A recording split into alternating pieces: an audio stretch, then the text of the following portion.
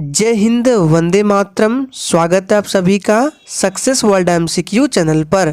तो फ्रेंड्स, जैसे कि बिहार मध्य निषेध सिपाही की नई भर्ती आ चुकी है और इसका फॉर्म भराना कल यानी कि 14 नवंबर से स्टार्ट होगा और फॉर्म भरने की लास्ट डेट जो है वो 14 दिसंबर तक है।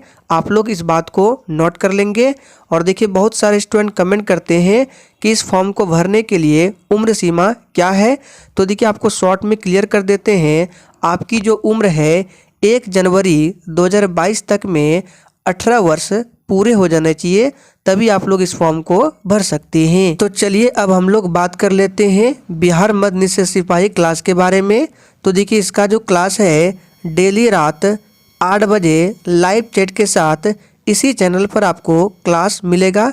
और इस क्लास में हम लोग डेली प्रैक्टिस सेट को कवर करेंगे और उस प्रैक्टिस सेट में जीके, जीएस, स्टैटिक जीके के साथ साथ हिंदी के प्रश्न को भी कवर कराया जाएगा। और देखिए, इसके साथ साथ अगर आप लोग डेली करंट अफेयर्स की क्लास को करना चाहते हैं तो वो क्लास आपको डेली सुबह 6 बजे मिलेगा। तो आप लोग उस क्लास को भी डेली अटेंड करेंगे, क्योंकि आपके एग्जाम में 1 से 2 प्रश्न करंट अफेयर से भी पूछे जाते हैं। और आप लोग यहाँ देख सकते हैं, ये इस चैनल का डेली क्लास टाइमिंग है। सबसे पहले सुबह 6 बजे डेली करंट अफेयर्स क्विज होता है, फिर दोपहर 3 बजे टॉपिक वाइज जनरल अवेयरनेस का क्लास होता है। इस क्लास में जीके, जीएस और स्टैटिक जीके के क्वेश्चन आंसर को कराया जाता है। फिर रात 8 बजे बिहार मध्य निषेध सिपाही का क्लास आता है।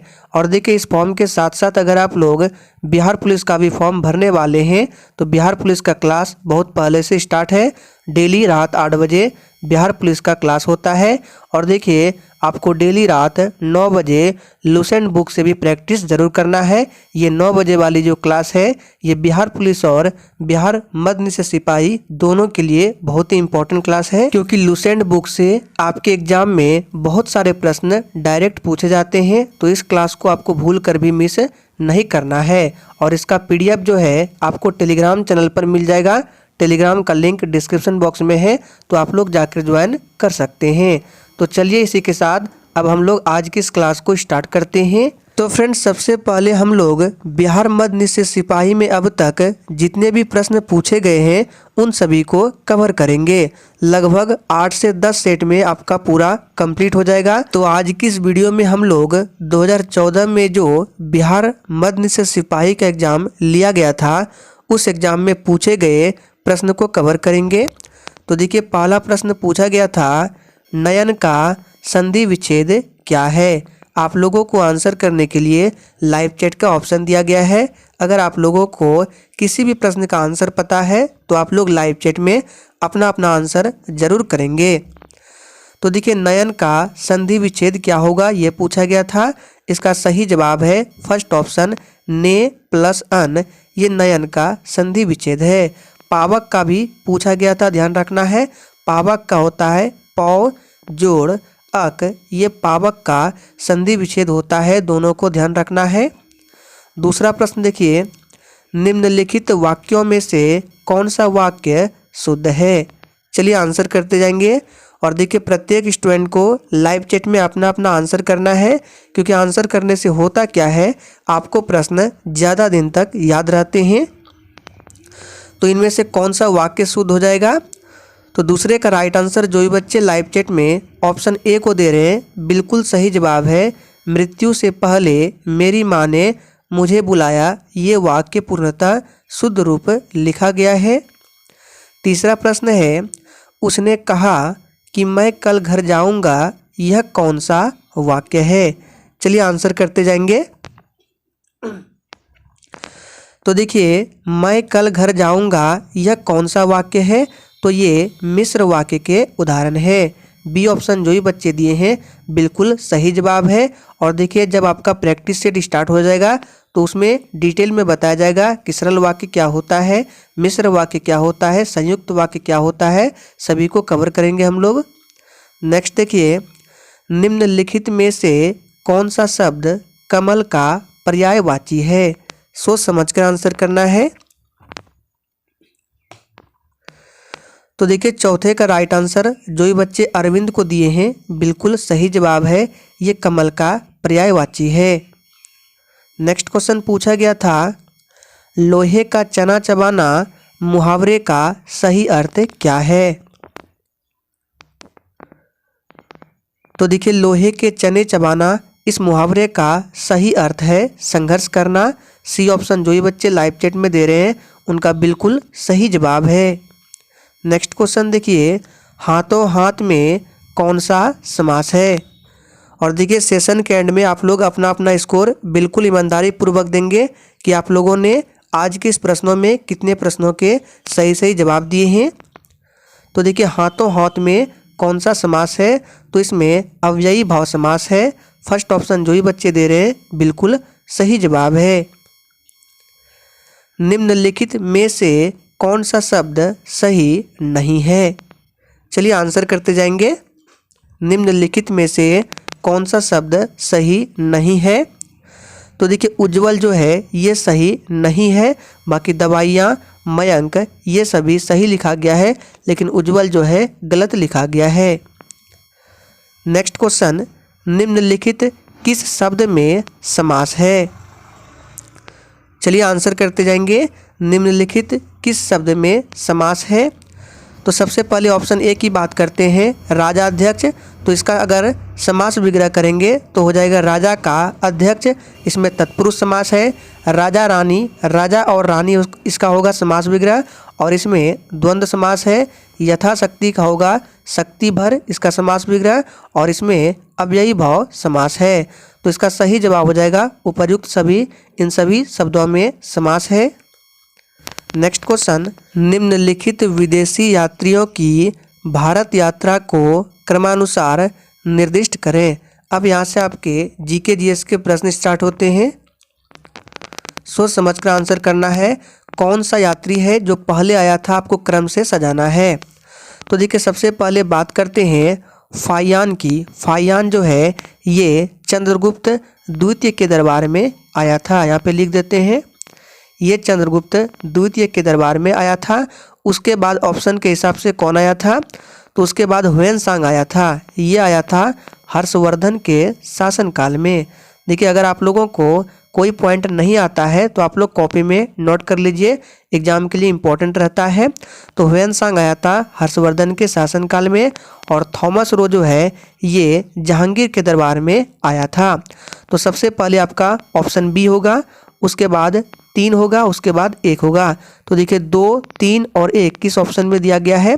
तो ऑप्शन 3 में दिया गया है, तो इसका ये सही होगा।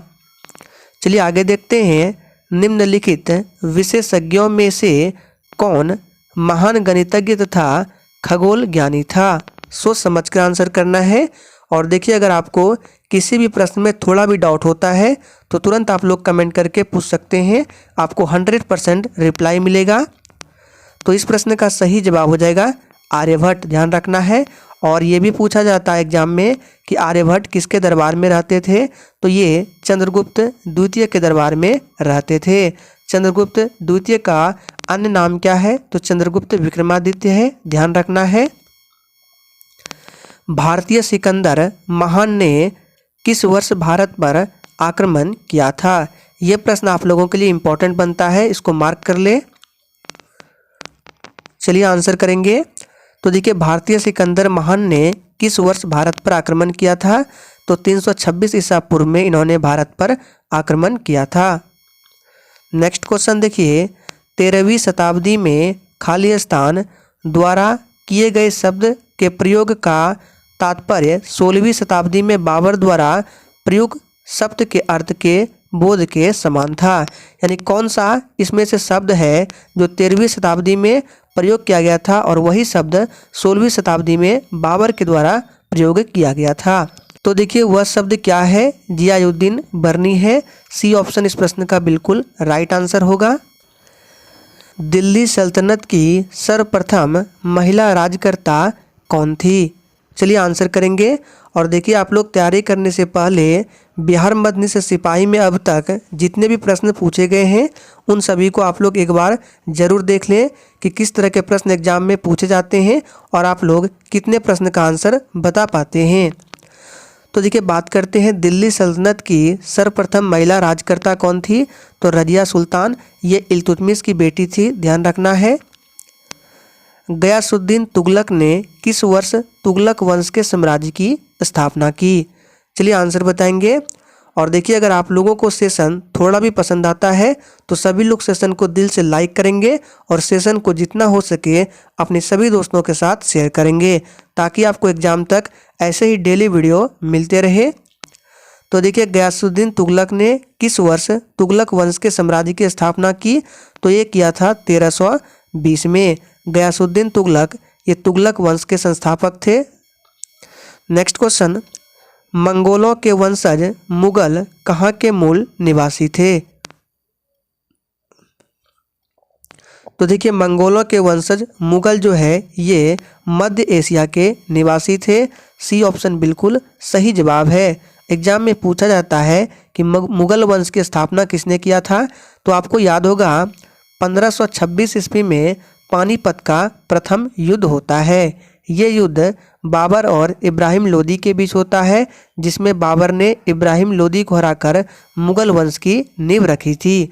तो ध्यान रखना है मुगल वंश के संस्थापक कौन है, तो बाबर है। नेक्स्ट क्वेश्चन देखिए, दिल्ली में हुमायूं का मकबरा किस मशहूर शहंशाह ने बनवाया था। सोच समझकर आंसर करना है। तो देखिए सबसे पहले ध्यान रखना है हुमायूं का मकबरा कहाँ है, दिल्ली में। अकबर का मकबरा पूछा जाता है तो ये सिकंदरा में है, यहाँ पे लिख देते हैं सिकंदरा में है। बाबर का मकबरा पूछा जाता है तो बाबर का मकबरा काबुल में है। तो इन सभी प्रश्नों को ध्यान रखना है। तो देखिए हुमायूं का मकबरा दिल्ली में स्थित है, ये किस मशहूर शहंशाह ने बनवाया था। तो देखिए हुमायूं का जो मकबरा है ये हमीदा बानो बेगम के द्वारा बनवाया गया था और उस समय अकबर का शासनकाल था। तो हम लोग कह सकते हैं ऑप्शन के हिसाब से अकबर इसका राइट आंसर होगा। किस कला को कैलीग्राफी कहते हैं। सोच समझकर आंसर करना है। किस कला को कैलीग्राफी कहते हैं। तो देखिए इस प्रश्न का सही जवाब है सुंदर लेखन कला को कैलीग्राफी कहते हैं। बी ऑप्शन हमारा बिल्कुल सही जवाब है। राजराजेश्वर मंदिर कहाँ स्थित है। ये भी प्रश्न नोट कर लीजिए, इंपॉर्टेंट है आपके एग्जाम के लिए। चलिए आंसर करेंगे, राजराजेश्वर मंदिर कहाँ स्थित है। तो सबसे पहले ध्यान रखिएगा राजराजेश्वर मंदिर का ही अन्य नाम है वृहदेश्वर मंदिर। यहाँ पे लिख देते हैं वृहदेश्वर मंदिर, ये राजराजेश्वर मंदिर का ही नाम है। और इसको किसने बनवाया था, तो चोल शासक राजराज प्रथम ने बनवाया था। आप लोग नोट कर लेंगे। और ये कहाँ स्थित है, तो तंजौर यानी कि तंजावुर में स्थित है। पंडित जवाहरलाल नेहरू का जन्म किस वर्ष हुआ था। और देखिए सेशन के एंड में आप लोगों से एक प्रश्न पूछेंगे, उसका आंसर आपको कमेंट बॉक्स में देना है। तो आप लोग सेशन में एंड तक बने रहें। तो पंडित जवाहरलाल नेहरू का जन्म किस वर्ष हुआ था, तो 14 नवंबर 1889 को हुआ था। और मृत्यु भी पूछा जाता है तो नोट डाउन कर लीजिए 27 मई 1964 को इनकी मृत्यु होती है। महात्मा गांधी की मृत्यु पूछा जाता है 30 जनवरी 1948 को महात्मा गांधी की मृत्यु। महात्मा गांधी का जन्म आप सभी जानते हैं 2 अक्टूबर 1869। खाली स्थान में महात्मा गांधी द्वारा दांडी मार्च अभियान छेड़ा गया था। तो देखिए दांडी मार्च अभियान जो है ये छेड़ा गया था महात्मा गांधी द्वारा 1930 में। बी ऑप्शन सही जवाब है। स्वराज मेरा जन्मसिद्ध अधिकार है और मैं इसे लेकर रहूँगा, यह कथन किसका है। काफ़ी बार आपके एग्जाम्स में यह प्रश्न पूछे गए हैं कि स्वराज मेरा जन्मसिद्ध अधिकार है और मैं इसे लेकर रहूँगा, ये किसका कथन है। तो लोकमान्य बाल गंगाधर तिलक का ये कथन है। बी ऑप्शन बिल्कुल सही जवाब है। सरदार पटेल को लौह पुरुष के नाम से जाना जाता है। 1930 में बिहार में किसान आंदोलन का नेतृत्व किसने किया था। चलिए और देखिए जितने भी लोग सेशन को वॉच कर रहे हैं अभी तक सभी लोगों ने लाइक नहीं किया है। तो अगर आप लोगों को सेशन थोड़ा भी पसंद आ रहा है तो सभी लोग सेशन को लाइक करें। अगर सेशन अच्छा नहीं लग रहा है तो आप लोग डिसलाइक करके जा सकते हैं। तो देखिए 1930 में बिहार में किसान आंदोलन का नेतृत्व स्वामी सहजानंद ने किया था। बी ऑप्शन इस प्रश्न का बिल्कुल सही जवाब है। नील दर्पण के लेखक कौन थे? चलिए, बिल्कुल टॉप लेवल के प्रश्न पूछे गए थे। नील दर्पण के लेखक कौन थे? इसका सही जवाब है दीनबंधु मित्र। ये नील दर्पण के लेखक थे। डी ऑप्शन इस प्रश्न का बिल्कुल सही जवाब है। ब्रिटिश हाउस ऑफ कॉमन में सर्वप्रथम किस भारतीय ने आर्थिक निष्कासन सिद्धांत की भर्त्सना की थी? तो देखिए ये क्या था, दादा भाई नौरोजी ने। फर्स्ट ऑप्शन बिल्कुल सही जवाब है।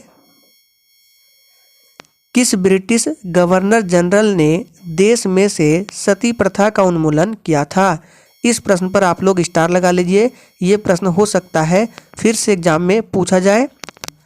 तो सबसे पहले ध्यान रखना है, सती प्रथा का उन्मूलन हुआ था 1829 में। डेट कंफर्म पूछा जाता है, ध्यान रखना है। 1829 में सती प्रथा का उन्मूलन हुआ था। किसने किया था? तो लॉर्ड विलियम बेंटिक ने किया था। किसके सहयोग से, यह भी पूछा जाता है। तो राजा राम मोहन राय के सहयोग से। ये प्रश्न आप लोग मार्क कर लीजिए, इंपॉर्टेंट प्रश्न है। लोगों के लिए लोगों द्वारा रचित संचालित सरकार लोकशाही की यह परिभाषा किसने दिया था? सही से देख लीजिए, लोगों के लिए लोगों द्वारा रचित संचालित सरकार, ये लोकशाही की परिभाषा किसने दिया था? तो ये अब्राहम लिंकन ने दिया था। बी ऑप्शन इस प्रश्न का बिल्कुल सही जवाब है। पंचायत चुनाव के लिए योग्य व्यक्ति के लिए निर्धारित न्यूनतम आयु सीमा क्या है? तो देखिए इस प्रश्न का सही जवाब है ऑप्शन ए। पंचायत चुनाव लड़ने के लिए योग्यता जो है 21 वर्ष होनी चाहिए उम्र। और अगर आपसे पूछे कि अगर आपको लोकसभा का सदस्य बनना है तो उम्र क्या है? 25 वर्ष है। राज्यसभा का सदस्य बनने के लिए 30 वर्ष है। राष्ट्रपति राज्यपाल बनने के लिए 35 वर्ष है। इन सभी को ध्यान रखना है। बलवंत राय मेहता समिति ने किस प्रकार के पंचायत राज्य की संरचना की सिफारिश की थी? चलिए, और देखिए यहाँ से एक प्रश्न पूछा जाता है कि भारत का कौन सा ऐसा राज्य है जहाँ पर सर्वप्रथम पंचायती राज लागू हुआ था? तो ये है राजस्थान। ध्यान रखना है, राजस्थान के नागौर से पंचायती राज का शुभारंभ हुआ था और उस समय प्रधानमंत्री पंडित जवाहरलाल नेहरू था। और तारीख भी पूछा जाता है किस समय? तो 1959। पूरा तारीख है, पूरा डेट है 2 अक्टूबर 1959 से पंचायती राज का शुभारंभ किया गया था राजस्थान के नागौर से। और दूसरा राज्य भी पूछा जाता है, तो दूसरा राज्य में लागू हुआ था आंध्र प्रदेश में। तो राजस्थान और आंध्र प्रदेश दोनों को ध्यान रखना है। तो इस प्रश्न का सही जवाब हो जाएगा 3 स्तरीय। संविधान के किस संशोधन में मूलभूत अधिकारों पर नीति निर्देशक सिद्धांतों को श्रेष्ठता प्रदान की? तो ये कौन सा संविधान संशोधन है? 42वां संविधान संशोधन है। ये हुआ था 1976 ईस्वी में। और 42वें संविधान संशोधन को लघु संविधान भी कहा जाता है। सुप्रीम कोर्ट के जुडिशियल रिव्यू कार्यकलाप का मतलब का अधिकार होता है? तो देखिए इसका सही जवाब है संविधान विधि प्रावधान की संवैधानिक वैधता का परीक्षण का अधिकार होता है सुप्रीम कोर्ट के जुडिशियल रिव्यू कार्यकलाप का मतलब। किसी राज्य के मुख्यमंत्री की नियुक्ति किसके द्वारा की जाती है? तो देखिए किसी राज्य के मुख्यमंत्री की नियुक्ति किसके द्वारा की जाती है? इसका सही जवाब जो ये बच्चे राज्यपाल को दिए हैं बिल्कुल सही जवाब है। और राज्यपाल की नियुक्ति किसके द्वारा होता है? तो ये राष्ट्रपति के द्वारा किया जाता है। उच्च न्यायालय के कोई न्यायाधीश सेवानिवृत्ति के बाद निजी तौर पर वकालत का व्यवसाय किस स्तर तक और कहां कर सकते हैं? सोच समझकर आंसर देना है। तो देखिए इसका सही जवाब हो जाएगा ऑप्शन डी, समान स्तर या उच्च स्तरीय अन्य किसी न्यायालय में। नेक्स्ट क्वेश्चन, सर्वोच्च न्यायालय के न्यायाधीश खाली स्थान वर्ष को आयु तक सेवारत रह सकते हैं। यानी कि सुप्रीम कोर्ट के जो न्यायाधीश होते हैं उम्र क्या है सेवानिवृत्त का, तो मैक्सिमम जो उम्र है ये है 65 वर्ष। डी ऑप्शन सही जवाब है। निम्नलिखित में से किसकी हमारे सौरमंडल के एक ग्रह के रूप में गणना नहीं होती है? तो देखिए 2006 से पहले होता था, लेकिन 2006 के बाद प्लूटो को अब ग्रहों की श्रेणी से हटा दिया गया है, तो प्लूटो को ग्रहों के रूप में अब नहीं गिना जाता है, ध्यान रखना है। बृहस्पति ग्रह ये सौरमंडल का सबसे बड़ा ग्रह है। मंगल ग्रह लाल ग्रह के नाम से जाना जाता है। दक्षिणी गोलार्ध में उत्तर अयनांत किस दिन होता है? तो देखिए दक्षिणी गोलार्ध में उत्तर अयनांत ये 22 दिसंबर को होता है। फर्स्ट ऑप्शन हमारा बिल्कुल सही जवाब है। तो चलिए अब आप लोगों से एक प्रश्न पूछते हैं, ध्यान से सुनिएगा। देखिए भारत में जो मानसून एंटर करता है आपको बताना है कि किस तिथि को करता है और किस राज्य में सबसे पहले मानसून आता है। इसका आंसर अगर आप लोगों को पता है तो कमेंट बॉक्स में दीजिए, अगर नहीं पता है तो जाकर गूगल पर सर्च कीजिए, फिर इसका आंसर आपको कमेंट बॉक्स में देना है। तो फ्रेंड्स आज के सेशन में हम लोगों ने 35 प्रश्न को ही रखा था। आने वाले समय में और प्रश्नों को बढ़ाएंगे, कल से प्रश्नों की संख्या बढ़ जाएगा। तो सेशन अच्छा लगा हो तो सेशन को पूरा शेयर करें। तो आज के लिए इतना ही, तब तक के लिए जय हिंद।